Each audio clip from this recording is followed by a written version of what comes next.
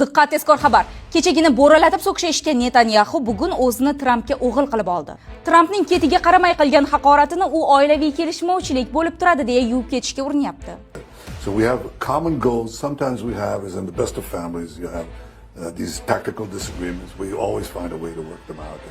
Yaxshigina tanbehdan keyin Isroilning ishtahasi bo'g'ildi. U qilar ishni qilib qo'yib chekiga chiqishga urinayotgan bir paytda Tehron kutilmaganda Quvayt hududiga 13 ta ballistik raketa va 17 ta dron yo'llab, Fors ko'rfazini oyoqqa turg'azgan bo'lsa, Washingtonning qonli javobi o'zini ko'p kuttirmadi.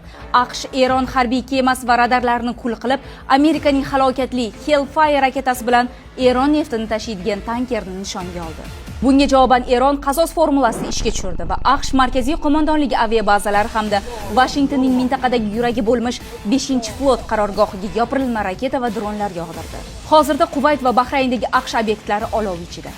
Netanyahu Oq uy bilan oila munosabatlarini yamoqlayotgan bir paytda AQSh va Eron Yaqin Sharqni tiriklayin yoqib yuborishga tayyor va endi diplomatlar emas, faqatgina raketalar so'zlamoqda.